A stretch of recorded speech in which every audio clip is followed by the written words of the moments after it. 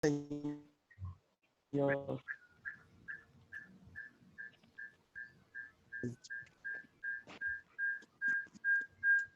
Por un momento en tu presencia, por un minuto de tu amor.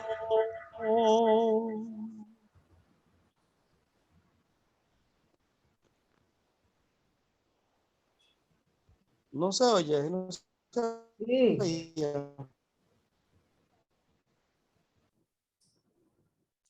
A veces se está entrecortando la señal. Sí está. Ahora. Sí. Empezamos entonces. Por un momento en tu presencia, por un minuto de tu amor, por un destello de tu gloria, por un minuto nada más, todo daría, no importaría lo que tenga que pasar, lo que tenga que esperar en tu presencia.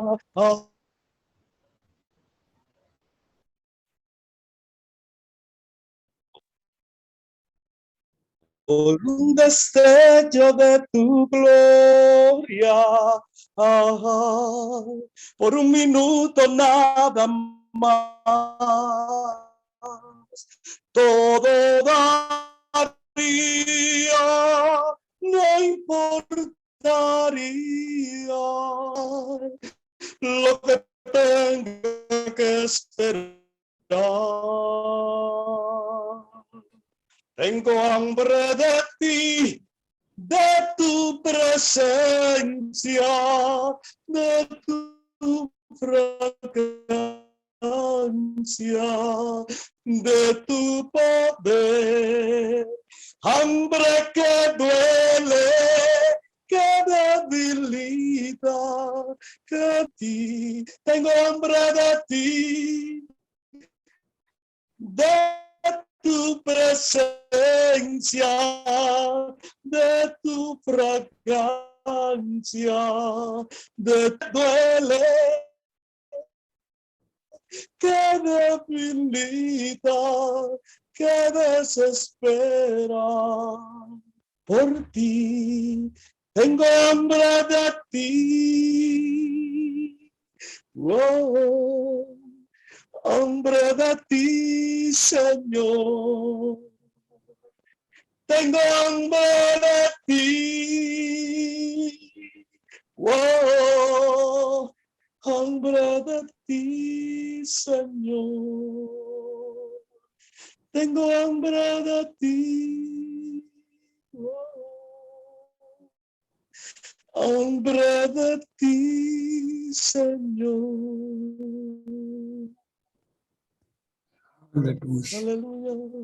Aleluya. Gloria a Dios. Aleluya, aleluya, aleluya. Padre Santo, Dios omnipotente, Dios que mora en los cielos y en la tierra, bendito sea, Señor. Bendito sea de toda bendición, porque nos permite, Señor, conocer cada día más de su reino y de su justicia. Bendito sea. Porque nos permite conocer de su plan de salvación. Bendito sea, Señor. Porque inmerecidamente ha puesto su mirada sobre nosotros. Bendito sea, Señor. Porque ha dejado su Santo Espíritu, su pureza espiritual entre nosotros. Bendito sea, Señor. Bendito sea por siempre y para siempre y por los siglos de los siglos, Señor. No por lo que nos da, Señor, sino porque usted es santo, porque usted es bueno, porque usted es misericordioso. No por lo que ha hecho por nosotros, Señor, sino porque usted todo lo merece, y no hay condición alguna en el corazón humano que pueda superar, Señor, su gran amor por nosotros. Grande es su amor, grande ha sido su misericordia, grande ha sido su poder y su gracia, que nos envuelve en esta tarde, Señor, que nos envuelve a todos nosotros, haciendo, Señor, una burbuja celestial en cada hogar que abre sus puertas, a través de las líneas científicas, Señor, usando su propia creación para edificarnos, Señor. Gracias. Gracias porque en este día contamos con su presencia. Porque en este día usted nos va a revelar y a darnos más y más conocimiento sobre su plan de salvación. Porque en este día, Señor, que es su día, usted nos permite conocer el sacrificio de la cruz a profundidad. Porque en este día nos permite conocer, Señor, quién vino a salvarnos. ¿Por qué vino a salvarnos, Señor? Gracias, Padre. Gracias por su gran obra en su Hijo amado. Gracias por esa obra santa en su Cordero, Señor.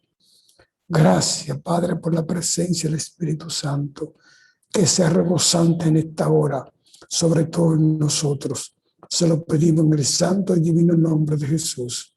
Amén y amén. Amén y amén. Buenas y santa tarde, mis hermanos. La paz del Señor esté con todos ustedes.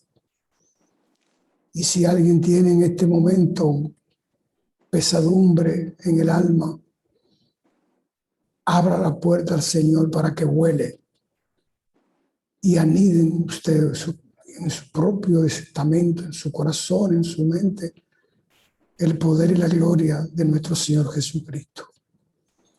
Hoy tenemos una lección muy especializada porque está referida en todos los evangelios. El estudio de hoy está en todos los evangelios. Y para completarla de verdad toda la historia de lo que aconteció y para que nosotros podamos manejar el contenido espiritual de esta lección que nuestro Señor Jesucristo dio, no es necesario, no es menester revisar parte de cada una de estas versiones, aún comenzando con el libro de Juan, que es el que estamos estudiando. Lo vamos a leer y luego vamos a dar marcha atrás buscando a Marcos y Mateo para completar en realidad el acontecimiento y la visión de sus discípulos de ese acontecimiento y lo que Jesús pensaba de sus discípulos también.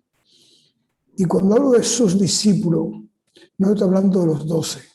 Los 12 nos representan a nosotros. Estoy hablando de ti y de mí. Los 12 discípulos somos nosotros hoy, que en vez de ser 12, somos millones. Ellos encabezaron la lista inicial. Nosotros formamos el cuerpo terminal del plan de salvación. Comencemos con la lectura del libro de San Juan.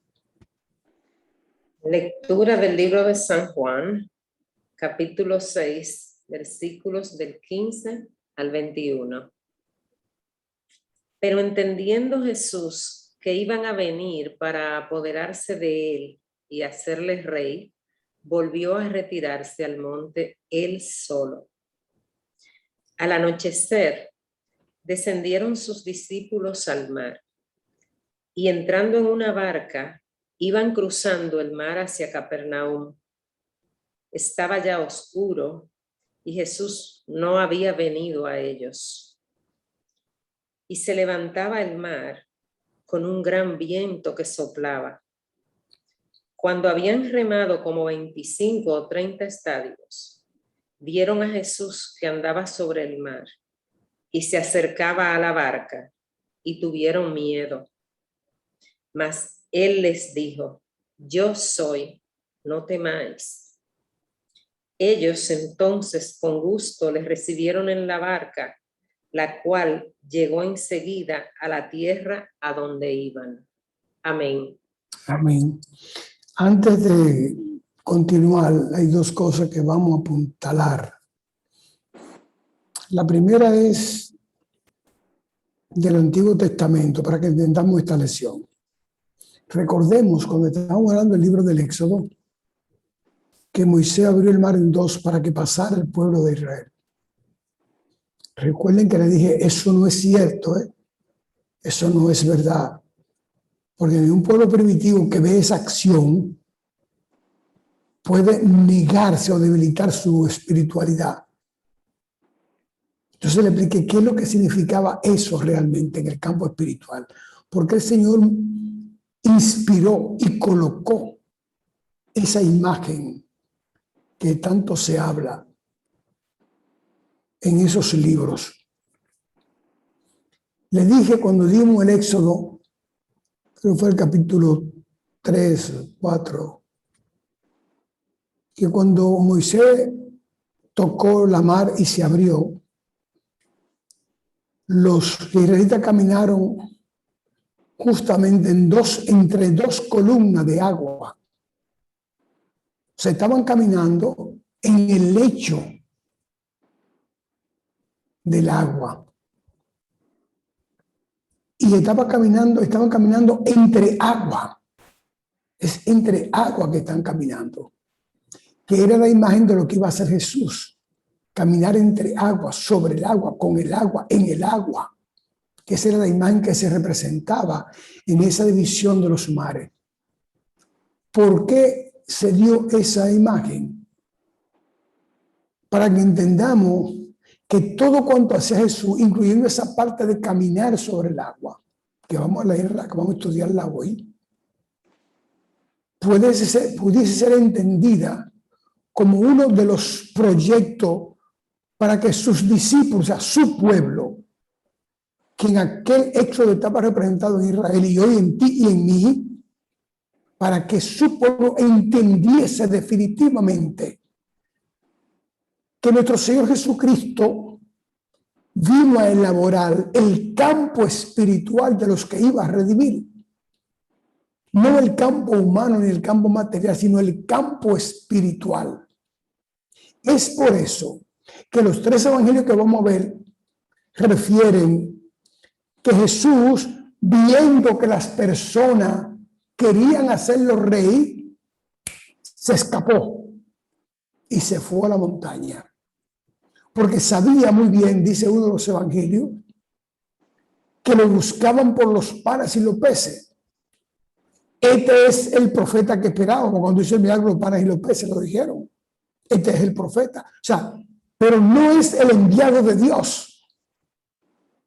Ninguno pensó que era el enviado de Dios. Todos decían, este es el profeta.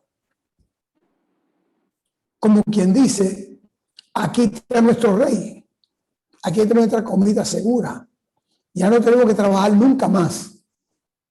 Este Señor va a sembrar el trigo, va a cosechar el trigo, lo va a hacer todo por nosotros.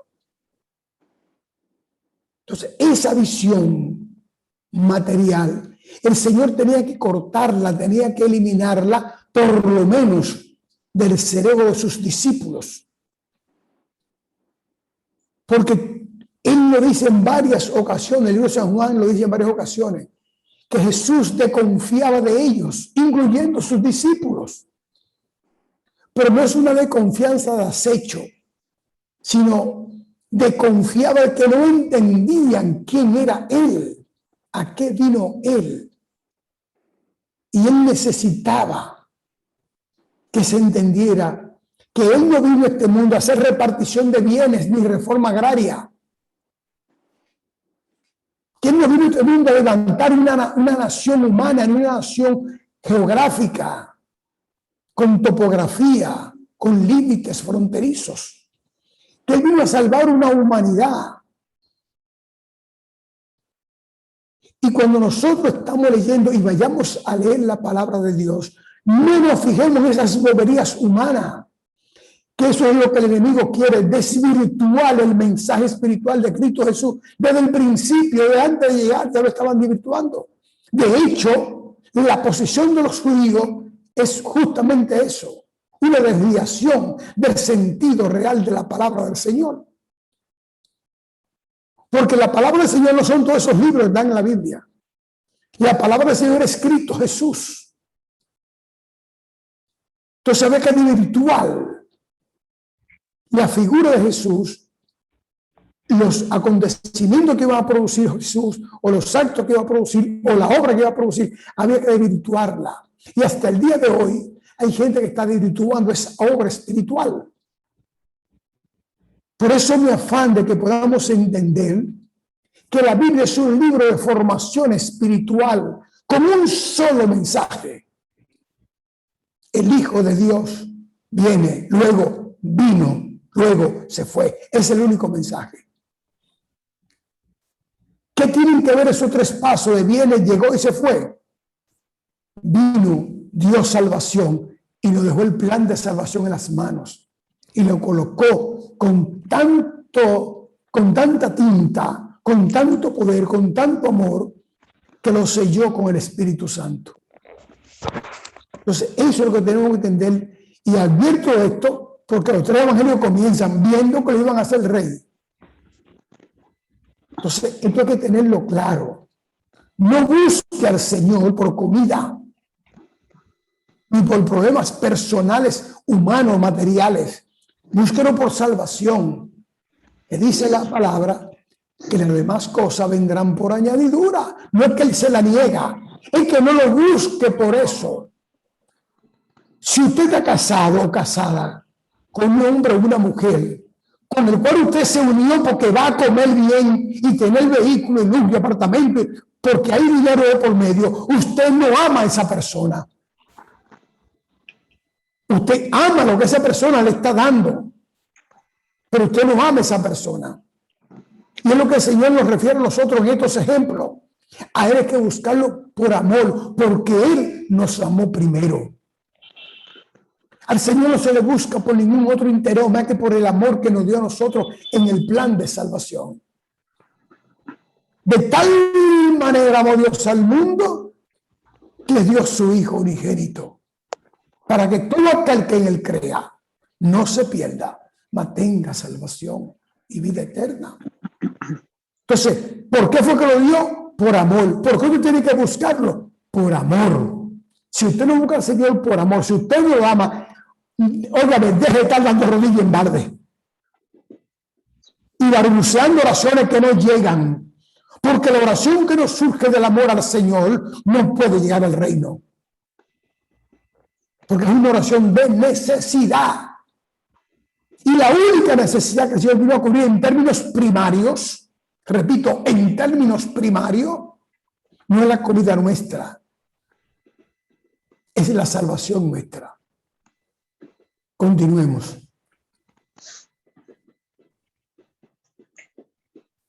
La lectura siguiente es del Evangelio según San Marcos, capítulo 6, versículos 45 al 48. Adelante, hermana Lili.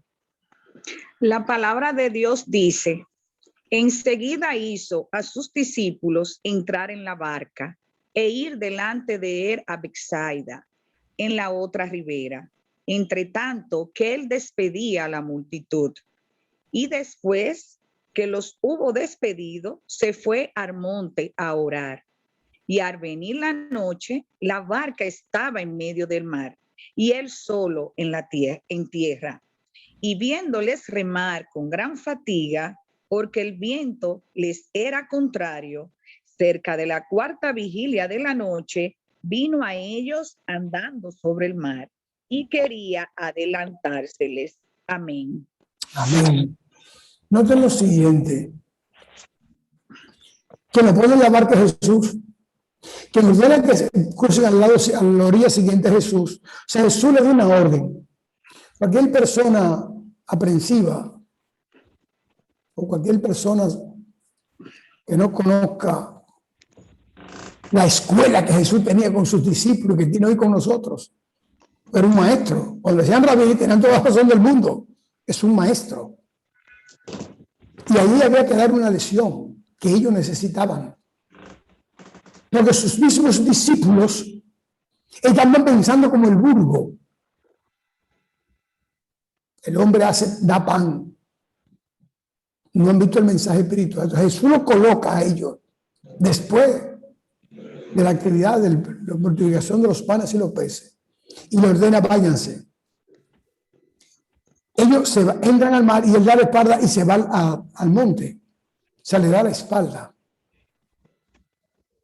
Pero dice ahí que se arma una tormenta.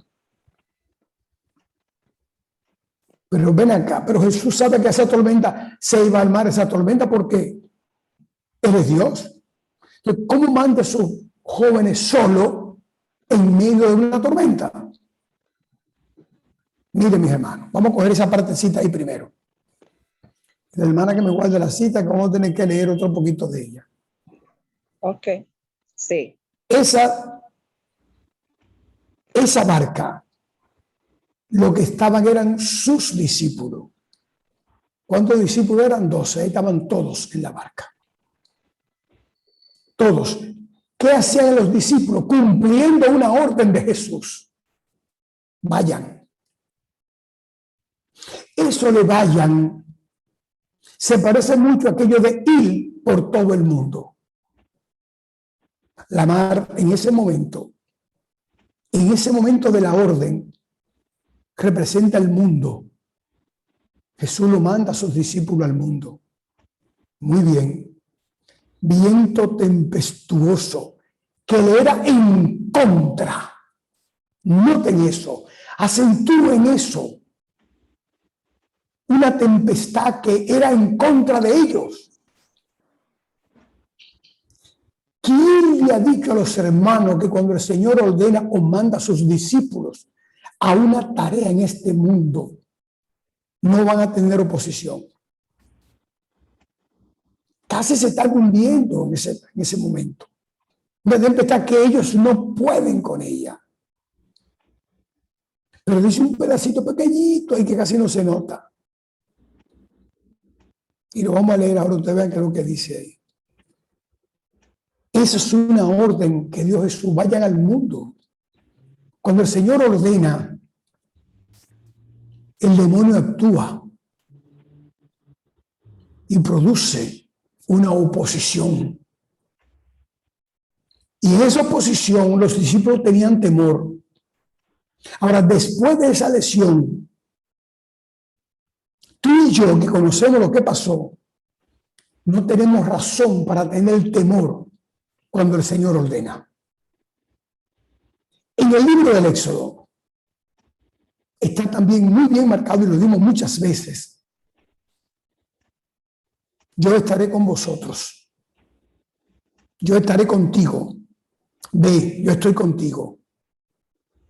Cada vez que ordenaba Moisés un movimiento, era contra la oposición del faraón o, en otro momento, contra las dificultades del desierto. Pero siempre le dijo, yo estaré contigo. Y después, antes de irse de este mundo, le dijo a sus discípulos, yo estaré con vosotros todo el tiempo. Esto significa que nada puede con un discípulo del Señor que vaya a cumplir una misión ordenada por el Señor, no inspirada por el discípulo, no donde el discípulo quiere ir, es donde el Señor ordena y manda, que la oposición se deshace. Vamos a leer otro poquito, el primer versículo que leímos, donde dice, y yo voy a parar, hermana, siga leyendo a ver otra vez. Adelante, hermana Lilia.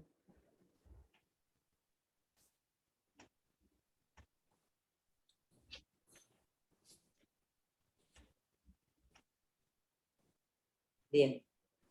Enseguida hizo a sus discípulos entrar en la barca e ir delante de él a Betsaida, en la otra ribera. Párate un momentito. Ir delante de él. Yo lo tenía apagado. Los discípulos del Señor van primero porque son sus embajadores. Ir delante de él. Entonces, cuando le dice ir delante de él, le está diciendo yo me quedo atrás. Pero vamos a ver si eso es verdad. Sigue a ver. Sigue adelante, Lilia. Ok.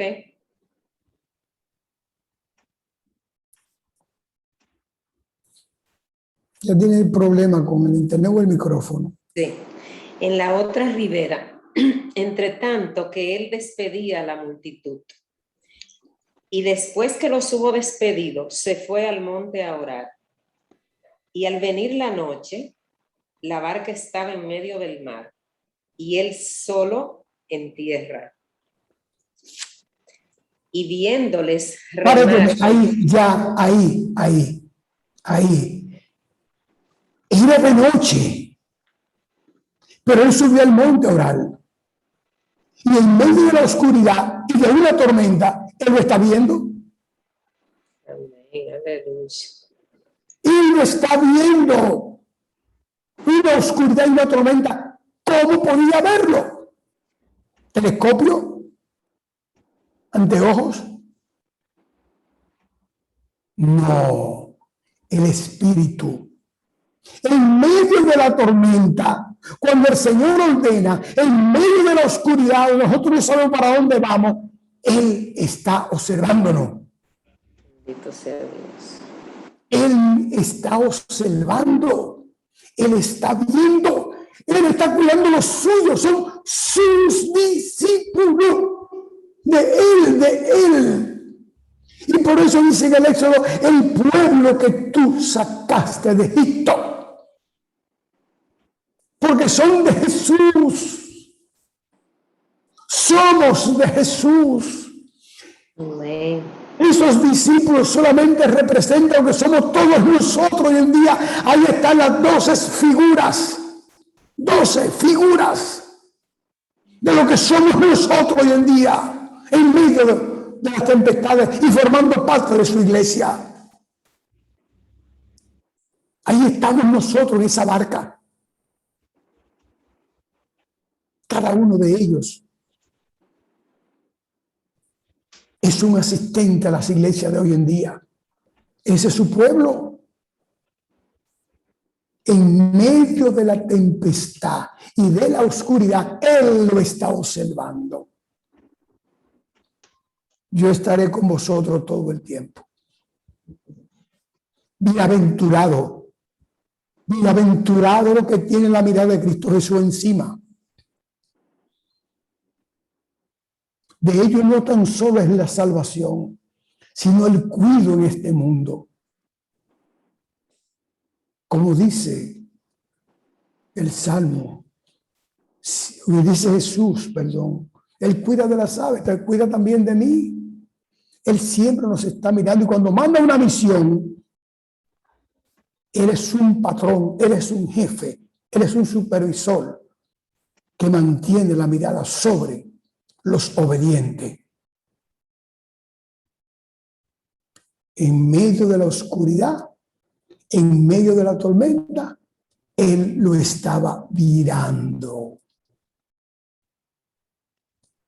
Nos cansamos de leer esas cosas y les pensamos por encima.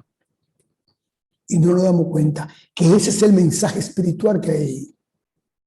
No es que los discípulos eran expertos navegantes y tenían remo y tenían fuerza y sabían pescar y conocían los mares. Es verdad, pero no dominaban la tempestad. Porque todo eso es verdad, porque hay que estar preparado para la misión del Señor. El Señor no manda al que no sepa de algo a hacer una misión que tenga que ver con ese algo. A Pedro mandó a pescar porque era pescador. Si la señora Vanita le dice que no. Tú no sirves para eso. Ponte a hacer un botecito ahí o una barquita. Porque el Señor primero nos prepara y nos manda. Ahora, en esa preparación, el puntal necesario en el campo espiritual es saber que Él nos está cuidando y nos está vigilando. La tempestad ahí es el enemigo que le era en contra, en oposición, en freno, en inseguridad, en temor, pero Él lo estaba mirando. Siga leyendo un poquito ahí, por favor. El hermano ya está en contacto.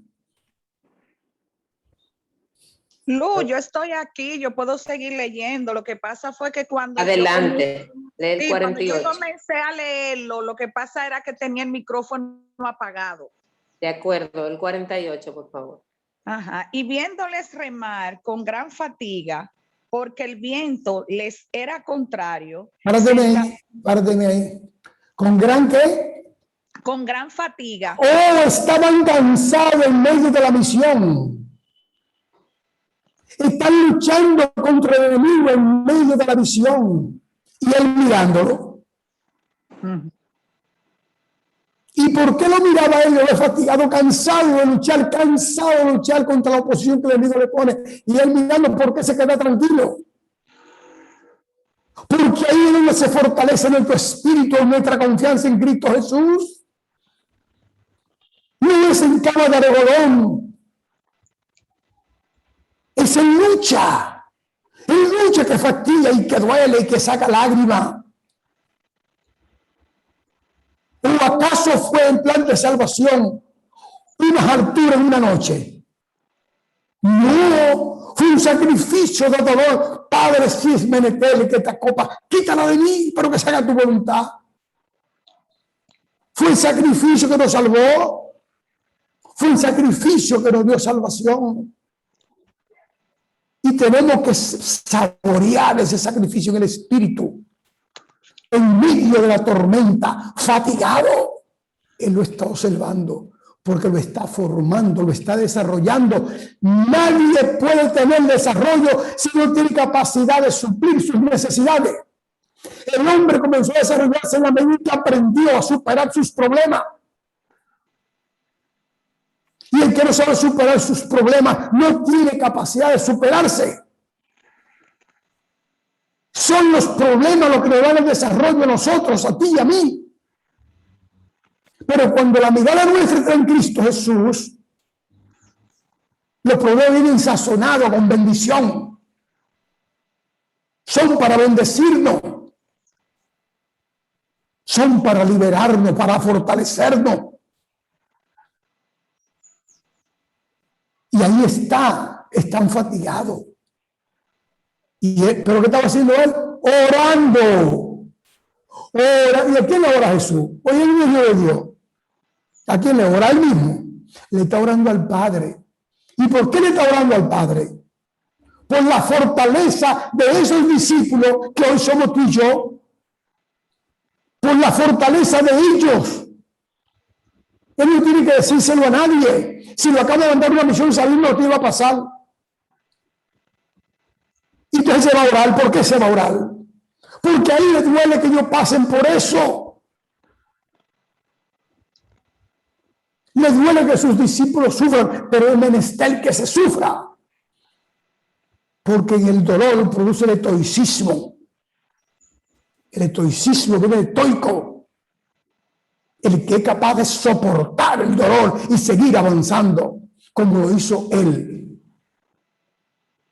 Solo porque la agenda era del Padre para complacer a su Padre. Ahora tú y yo tenemos que complacerlo a Él. ¿Por qué complacerlo a Él? Porque fue quien vino. Fue Él que vino. Y el que no lo recibe a Él, no llega al Padre. Entonces saquemos a Jesús más y más amor por nosotros en medio del sacrificio, en medio de la tormenta. Y ahí que viene la canción, puedes tener paz en medio de la tormenta. Porque que Jesús está ahí. Continuemos con el versículo siguiente. Adelante, Lilian, es para concluir el 48. Este es el... Sí, que se concluye ahí. Ok, entonces porque el viento les era contrario, cerca de la cuarta vigilia de la noche vino a ellos andando sobre el mar y quería adelantárseles. Amén. Amén. Vino a ellos sobre el mar y quería adelantárseles, pero lo mandó adelante. ¿Y por qué se le quiere adelantar? Aún no están preparados. Y no voy a dejar que me le haga daño la tormenta. O sea, aún no están preparados y el mundo o el enemigo no me va a dañar a mis discípulos. Un momento, Zoila, apaga silencia tu micrófono, por favor. Zoila. Eso es lo que dice ese mensaje que está ahí. Es que Él no nos deja solos. Él nunca va a permitir que el enemigo nos dañe.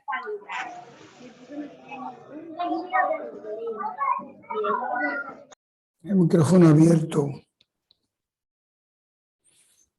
El enemigo va a intentar dañarnos. Jesús no lo va a permitir.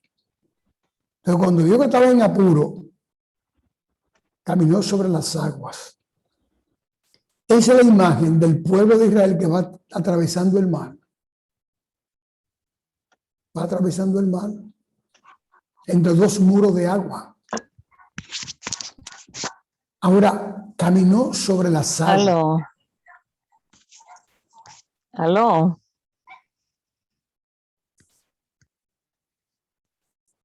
Caminó Xiomara, sobre, apaga tu micrófono. Xiomara, apaga el micrófono.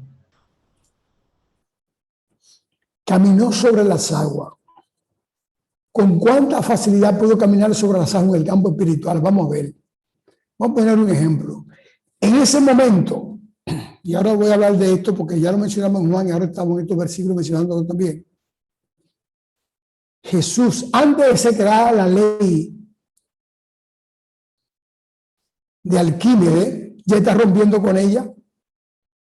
La ley de Arquímedes, esa ley que dimos nosotros en bachillerato, digo yo, que dice que un cuerpo tirado al agua, sometido al agua, desplaza una cantidad de agua parecida al peso del cuerpo y que esa cantidad de agua pesa igual que el cuerpo que los removió y que recibe una presión de abajo hacia arriba mayor entonces que la del cuerpo y por eso los cuerpos flotan. Pero Jesús no andaba en esa. Jesús estaba caminando, era caminando, no era flotando en el agua, no era caminando. ¿Cómo lo logra? Porque eres el agua de vida. Y en ese momento, el mar representa el mundo. El mar representa el mundo. Esa marea es el mundo. Pero es una representación en agua, pero eso ha hecho que eres el agua de vida. La mar está hecha de agua salada. Él es el agua de vida eterna, agua dulce. Si usted coge agua en un recipiente y pone 5 o 6 cubitos de hielo y lo pone que es agua también, ni un solo de esos cubitos se hunden. Esos cubitos flotan. Y en el campo espiritual eso tiene su mensaje. Antes de que Arquímedes se pusiera a hablar cosas, ya el Señor había demostrado eso. El agua sobre el agua flota. Y ahí está. Jesús es el agua de vida y flotó sobre el agua del mundo. Por eso le dicen a la samaritana, si tú subes a alguien te pide agua, el agua a mí mejor que la que tú me vas a dar de ahí, la que tú vas sacando de ahí. Entonces el agua de Jesús flota por encima del agua del mundo. Él camina sobre el agua del mundo, porque es el agua de salvación. Pasemos entonces al otro evangelio. Sí. El próximo es San Mateo, capítulo 14, versículos del 22 al 33. Adelante, hermana Jael. Amén, dice así la palabra del Señor. Enseguida Jesús hizo a sus discípulos entrar en la barca e ir delante de él a la otra ribera, entre tanto que él despedía a la multitud. Despedida la multitud, subió al monte a orar aparte, y cuando llegó la noche, estaba allí solo. Y ya la barca estaba en medio del mar, azotada por las olas, porque el viento era contrario. Mas a la 4ª vigilia de la noche, Jesús vino a ellos andando sobre el mar. Y los discípulos, viéndole andar sobre el mar, se turbaron, diciendo, un fantasma, y dieron voces de miedo. Pero enseguida Jesús les habló diciendo, tened ánimo, yo soy, no temáis. Aleluya. Entonces les respondió Pedro y dijo, Aleluya. Señor, si eres tú, manda que yo vaya a ti sobre las aguas. Alabado Dios. Y él dijo, ven. Y descendiendo Pedro de la barca, andaba sobre las aguas para ir a Jesús. Amén. Pero al ver el fuerte viento, tuvo miedo y comenzando a hundirse, dio voces diciendo, Señor, sálvame. Al momento Jesús, extendiendo la mano, asió de él y le dijo, hombre de poca fe, ¿por qué dudaste? Y cuando ellos subieron en la barca, se calmó el viento. Entonces, los que estaban en la barca vinieron y le adoraron, diciendo, verdaderamente eres hijo de Dios. Aleluya, aleluya. Santo Dios. Comadre, repítame otra vez, por favor, donde los discípulos dicen que tienen miedo cuando vieron a Jesús. Léame ese poquitito otra vez. Pero al ver el fuerte viento, exacto, tuvo miedo. Tuvo miedo. Y comenzando a hundirse, dio voces diciendo, Señor, sálvame. Aleluya. Aleluya. Aleluya. Gracias, comadre. Gracias, bendita mía. Amén. Gracias. ¿Se dan cuenta de que los discípulos iban con una misión llena de miedo? Todos están llenos de miedo. Van a una misión con temor. No hay confianza en el jefe. No hay confianza en el mando. No hay confianza en la autoridad. Así somos nosotros. Vamos a la misión con miedo. Idénticos esos discípulos son. Hacía un momentito, el día anterior, ahí el mismo día, en la mañana, mediodía, o el día anterior, Felipe comenzó con una calculadora a sacarle cuenta a Jesús de por qué no podía comprar pan. No conocía a Jesús. Entonces viene Andrés y saca por otro lado. Aquí hay un poquito, pero tampoco sirve de nada. No hay confianza en el mando. Acaban de ver la multiplicación de los panes y los peces. Igual que tú y yo vemos los milagros, la obra del Señor, y seguimos con miedo. ¿Y si entonces? ¿Y si viene? ¿Y si no hay? ¿Y si no puedo? Y cuando Él manda, manda. Y Él respalda lo que manda.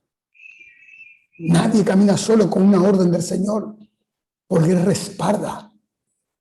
El que camina solo es el que está haciendo su propia voluntad. Cogieron miedo. Tanto miedo que Jesús viene y no lo reconocen. Un fantasma, ese el muerto. ¿Por qué ese miedo? Porque los judíos sufrían de miedo nocturno. Todos tienen miedo a la oscuridad. No tienen casi todos los salmos que hablan de problemas, siempre en la oscuridad. Y el mismo Jesús le dice, y afuera en la oscuridad se rugirle dientes, porque ellos no tenían miedo a la oscuridad. Porque en la oscuridad hay muchas cosas que no vamos a explicar ahora. Pero ellos tenían miedo, todos tenían miedo. Entonces cuando Jesús se le acerca, ¡oh! ¡Vaya! Ah, no, pero este es el Hijo de Dios, de verdad, espérate. Ajá. Pero solo uno de ellos, que yo siempre lo critiqué, pero en este momento, cuando estudiaba y oraba por estas lecciones de hoy, el Señor me reveló cosas muy importantes. Yo le daba con un látigo a Pedro por intrépido, por atrevido, por impetuoso. Pero en ese momento, miren, en ese momento Pedro, hay que exaltarlo. Dele 12. El único que dice, yo quiero ser como tú. Yo quiero hacer lo que tú haces. Los otros quedaron callados. Todavía tienen el miedo encima. Aún ven a Jesús y siguen con el miedo encima. Pero Pedro se endereza, Señor. A que yo también haga eso. O sea, yo quiero hacer esto, yo quiero aprender. ¿Cómo que tú haces eso? Llévame a ese nivel. Elévame hasta ahí y ponme a caminar sobre las aguas. Pedro, ven, y caminó. Pero dice muy bien la palabra. Caminó mientras tenía la mirada puesta en Jesús. Cuando puso la mirada en la tempestad, ya se acabó la fe de Pedro. Se le acabó la fe a Pedro. Porque puso la mirada en el problema. Puso la mirada en la tempestad. Y el que pone la mirada en el problema de la tempestad no tiene la mirada en el Señor. Por eso siempre cuando hemos estado en esta clase del libro de San Juan le he dicho, noten cómo la persona que recibe milagro pone la mirada en Jesús. El que estaba en el estanque, que estaba tirado al piso, que tenía 30 y pico de años, loco por tirarse al agua, con un ángel lo iba a salvar de su enfermedad, estaba mirando el agua para tirarse. Pero cuando Jesús le habló, puso su mirada en Jesús y le creyó. Entonces se paró de ahí sano. Porque el problema es dónde ponemos la mirada. Tú y yo podemos caminar sobre las aguas de este mundo. Podemos caminar y estamos caminando sobre ella. Porque tenemos el respaldo del Señor.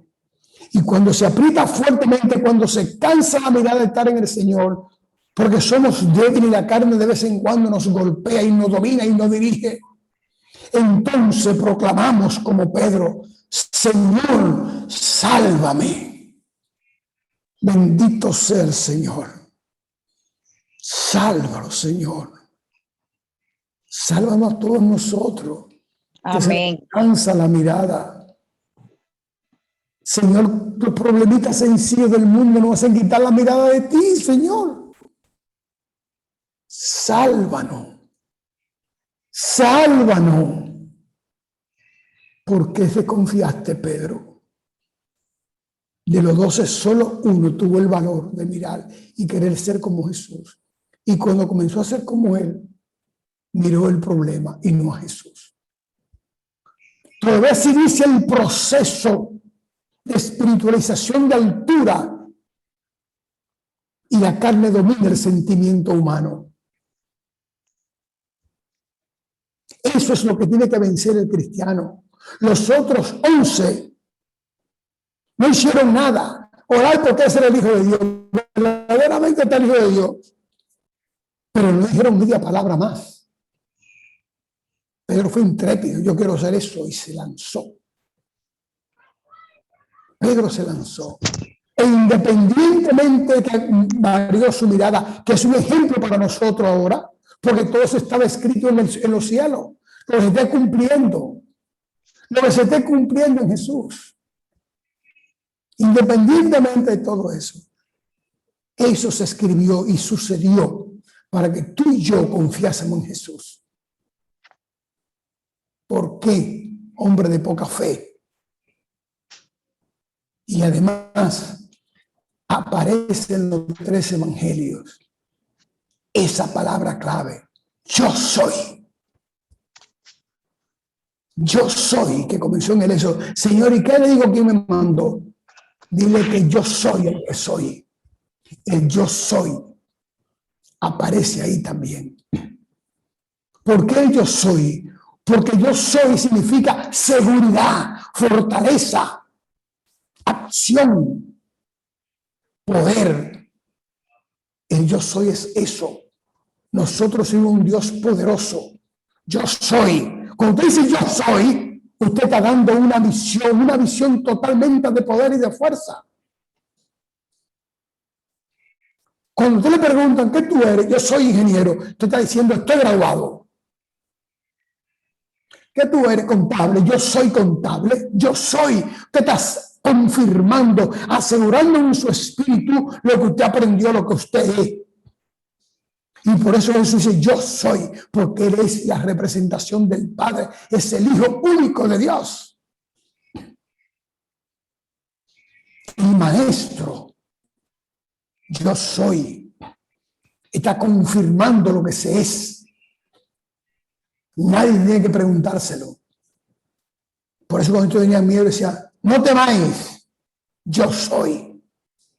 No haber dicho, no, tranquilo, yo soy Jesús, ustedes oyen. Yo soy su maestro. Yo soy el rabí, no, cuidado, no hay problema con esto. No, digo, yo soy. Para simbolizar en esa palabra todo el poder espiritual que lo envolvía y que él tenía como hijo unigénito, siendo él el Dios visible, totalmente visible, el Dios invisible que adoramos y exaltamos. De eso se trata. Por eso quise estudiar las tres versiones. Porque los mismos discípulos, aún escribiéndola, no fueron capaces de detallarla por completo en el acontecimiento. Porque es un acontecimiento impactante. Caminar sobre las aguas. Hoy es fácil. Se han inventado 70,000 teorías. Que caminen. Y además de eso hay otro puntito muy clave. Dice, enseguida llegaron a la otra orilla. Y enseguida, no dijeron que empezó un tiempo después, en poco tiempo, no fue en poco tiempo, fue enseguida. En ese momento ya el Señor no rompe con una ley de naturaleza, sino con dos leyes de naturaleza, movimiento instantáneo de un cuerpo. Que todavía hoy la ciencia anda buscando cómo en el vacío movilizar cuerpos. Han hecho inventos sobre eso. Han creado el vacío, han lanzado, incluso hay uno, el último que se dio fue en el 2010. Crearon una tubería al vacío y lanzaron un objeto que se proyectó unos 3 metros, 10 metros, no recuerdo bien. ¿Por qué? Porque quieren construir una ley nueva para saber quién puede descubrir esa ley de caminar en el vacío. Se habla de los gusanos en el universo como elemento del vacío para llegar rápido a un lugar. De eso se están tratando, buscando la forma de ver cómo son esos gusanos. Se puede meter una nave en un gusano de esos que llegue por hora de un punto a otro, de un planeta a otro, de una galaxia a otra galaxia. Todo eso se está estudiando. Pobrecito. En el siglo XXI tratando de descubrir eso, cómo hacerlo. Ya Jesús lo hizo. Enseguida llegaron a la otra orilla. Ya lo hizo. Rompió 2 veces con leyes físicas. 2 veces rompió con la naturaleza que él mismo creó. ¿Por qué? Porque él tiene el diseño de todo. Porque nada sin él fue hecho. Lo dice el libro de San Juan. Todas las cosas con él fueron hechas. Entonces tiene el diseño, ese es el arquitecto. Entonces, mis hermanos, cuando hay una orden del Señor, no temamos. No hay nada que temer. Él está con nosotros. Si es una orden del Señor, si es una inspiración del Señor, Él en medio de la oscuridad, en medio de la tormenta, Él nos está mirando. Y cuando el miedo lo coge y nos da un espasmo que no nos deje mover, entonces Él va a caminar sobre las aguas del mundo y va a llegar donde nosotros y decirme, yo soy el que te envió. Adelante, camina, no temas. Pero esas dificultades las permite para fortalecernos en el espíritu. Tenemos que fortalecernos en el espíritu. Si no hay fortaleza en el espíritu, no podemos combatir contra el enemigo, porque el reino donde tú y yo habitamos, este reino, este mundo no es del Señor. Y Él lo dice, mi reino no es de este mundo. Por tanto, nosotros somos combatientes permanentes en contra del reino del mundo. Y no puede haber soldados débiles, ni temerosos, ni frívolos. Tenemos un comandante en jefe que nos transmite su valor, que nos siembra su coraje y que nos da su protección divina. Por hoy, por mañana y por siempre. Pregunta. ¿Preguntas? ¿O levantamos la mano o escribimos en el chat? ¿Preguntas?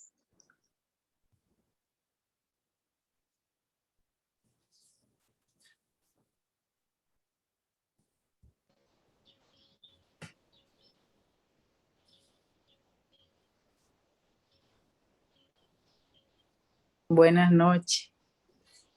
Adelante, Patricia. Dios le bendiga, hermanos. Amén. Amén. Dios te bendiga. Es una pregunta aparentemente sencilla para los demás, pero para mí es importante. ¿cómo yo fortalezco mi espíritu? Sencillo, mi hermana. Puesta la mirada en Cristo Jesús. Porque el espíritu nuestro depende de la voluntad de Él. Cuando lo miramos a Él, cuando todo lo hacemos en su nombre, por su nombre, para su gloria y para honra de Él, el espíritu se fortalece. Lo que pasa es que nosotros nos vamos a arrastrar por las cosas del mundo. Los pequeños problemitas familiares hunden la fe del creyente. Entonces es muy poca la fe. Un mínimo problema de salud nos saca del carril del reino. Porque nos quita la mirada del Señor. Si yo tengo un problema de salud, tengo un problema familiar, si tengo un problema de negocio, tengo un problema en el trabajo, puesta la mirada en Cristo Jesús, autor y consumador de la fe. Y ahí, cuando hay un problema, Señor, es tuyo, no mío. Porque tú eres un siervo de Él. Y los siervos no tienen autoridad, pero su jefe es toda autoridad. Y Él tiene que protegerlo. Algún día hablaremos sobre lo que significa siervo, sobre el siervo de la gleba y todas estas cosas. Que el siervo que estaba sometido, que es verdad, no era un esclavo, le servía a un patrón y ese patrón tenía necesariamente y obligación frente a ese siervo. Y la primera de ellas era protegerlo. ¿Por qué tiene que protegerlo? Porque el siervo es un instrumento de producción, igual que somos nosotros hoy en día. Somos el instrumento para buscar aquel pescado que no aparece en la canasta cuando se multiplican los panes y los peces. Que nada más dice trozos de pan, no peces. Hay que estar fortalecido y trabajar para buscar esos peces. O sea, el espíritu se fortalece en la medida en que los problemas míos son del Señor y no míos. Y ya ahí la mirada puesta en Jesús, eso es todo. Eso es todo, mi hermana. Para que somos muy débiles en la carne, porque tenemos la edad que tenemos encima, 30, 40, 50, 60 años de edad, viviendo en la carne. Y eso nos domina mucho. Mucho domina. Porque apenas tenemos 5, 10 años, 20 años con la mirada en Cristo Jesús. Entonces, la primera educación vale más que la segunda en el momento en que hay que arrancar. Y eso por eso es que el Señor nos habla muy claro, hay que nacer de nuevo. O sea, tenemos que tener una nueva personalidad que no tenga que ver nada con la carne. Y lo dice claro, nacer de nuevo del agua, que es Cristo Jesús, y del Espíritu, que es el Espíritu Santo. Eso es todo. Espero que esté complacida, mi hermana. Y no hay pregunta sencilla, ¿eh? Amén, amén. Yo quería darle las gracias al doctor Nazaret, porque en verdad, ayer y hoy todavía estamos con miedo y no reconocemos al Señor en medio de la tempestad. Y cada vez que tenemos un problema, no ponemos la mirada en Él, sino que nos desesperamos. Lo digo por mí, porque me ha pasado. Gracias por la enseñanza de que ahí es que está la solución. La gloria del Señor. Esa gloria del Señor. Él es quien inspira y da la palabra. La gloria es de Él. Gracias. Amén. ¿Alguien más?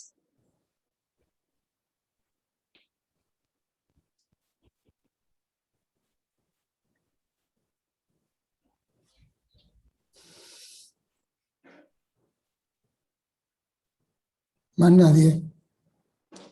Parece que no. Antonio Melo tiene su micrófono abierto y Xiomara también. A lo mejor quieren hacer alguna pregunta. Adelante. El hermano Melo.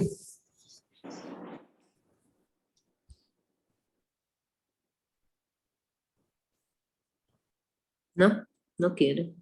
Ok. Bueno, Si quiere, Dani quiere. hay una canción que dice, hay que nacer del agua, hay que nacer del Espíritu de Dios, hay que nacer del agua y del Espíritu. Hay que nacer del Señor. Hay Hay que nacer del agua y del Espíritu de Dios. Hay que nacer del Señor. Alaba Señor. al Hay que nacer del agua. Aleluya. Bendito sea el Señor. Qué difícil era hacer del agua. Bueno, Aleluya. La Gloria a carne Dios. está ahí batallando. ustedes saben por qué a Jesús le maltrataron tanto su cuerpo. También que luchamos. Le digo, ustedes saben por qué al Señor Jesús le maltrataron tanto su cuerpo. Fue molido su cuerpo. Ese es otro símbolo espiritual. Hay que moler la carne. Bueno, Hay que molerla. Ánimo. Ese sacrificio no fue para que vieran que él soportaba, es para que tú y yo soportásemos y cambiásemos la carne por el espíritu. así es. Por eso fue maltratado, no fue por otra cosa. Podía haber dado con una espada y arrancarle la cabeza y se acabó. O crucificarlo y no darle golpe, pero tuvieron que majarlo, golpear, maltratar esa carne, doblegar esa carne, destruir esa carne. Esa carne fue molida a golpe, a latigazo, a bofetada.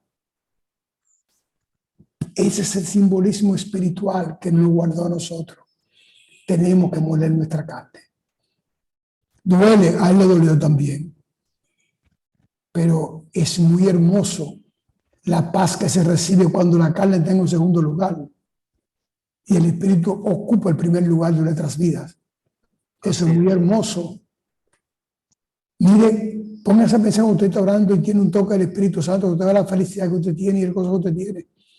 Entonces lógralo no en un momento de oración, lógralo en su vida. Por su vida, hágalo. De eso se trata. Descansar en Él. Por eso se llama Jesús El día a sábado. día. Él es el descanso. No, por eso Jesús dice, ¿para quién fue hecho el sábado para el hombre para el sábado? Porque Él es el descanso. Son cosas que se han ido predicando poco a poco y que gracias a ustedes con sus intervenciones me hacen reproducir otra vez esas cosas, porque muchas de esas cosas se olvidan. Porque el ser humano piensa más con el estómago y el bolsillo que con el espíritu. Cierto. Entonces hay que voltearlo. Hay que pensar más con el espíritu que con el bolsillo y el estómago. Problema resuelto. Estar firme. Amén, así es. No hay justo desamparado, ni su simiente que mendigue pan. Eso tiene mucho poder. Amén. ¿Quién más? Más nadie. Oramos entonces. Señor Dios, Padre eterno, bendito sea, Señor. Bendito sea por los siglos de los siglos, Señor. Bendito sea en su propia eternidad. Bendito sea, Señor. Bendecimos a Cristo Jesús en esta tarde, Señor, y damos gracias por Él entre nosotros. Gracias, Jesús, por ese sacrificio. Gracias por enseñarnos que podemos caminar sobre las aguas de este mundo, que frente a toda tempestad, su mirada está con nosotros, aún en la oscuridad. Su mirada está con nosotros. Gracias, Señor, por en su misericordia, Señor, no se fije en nuestras debilidades en la carne. Nos fortalece en el Espíritu. Síganos fortaleciendo a todos. Denos fuerza en el Espíritu, Señor. Denos, Señor, el valor que necesitamos en el Espíritu. La confianza que buscamos en el Espíritu, Señor. Nacer de nuevo para ser suyo, para ser del Padre. Que venga sobre nosotros, Espíritu Santo, transformando nuestras vidas, nuestros mundos, Señor, nuestras necesidades. Padre, que podamos decir como Pablo, todo lo puedo en Cristo que me fortalece. Amén. Porque el espíritu de Pablo se unió al espíritu de Cristo, Señor. Permítanme unirnos nosotros también a ese espíritu que tuvo siempre con Cristo Jesús. A ese espíritu que usted dijo que somos templo de Él, Señor. Que este templo que somos de Él nunca tiemble, nunca tema, nunca se apague, nunca se debilite, porque con nosotros está la mirada augusta, santa y misericordiosa de nuestro Señor Jesucristo. Amén y amén. Amén. Aleluya. Gloria a Dios. Amén. Amén. Amén. Amén. Amén. Amén. Amén. Gloria a Bendiciones a todos. Amén. Dios les bendiga a su gracia. Señor, guarda lo suyo. Amén. Amén. Aleluya. Bendito sea Gracias, Jesús. Señor. Gloria a ti, Señor.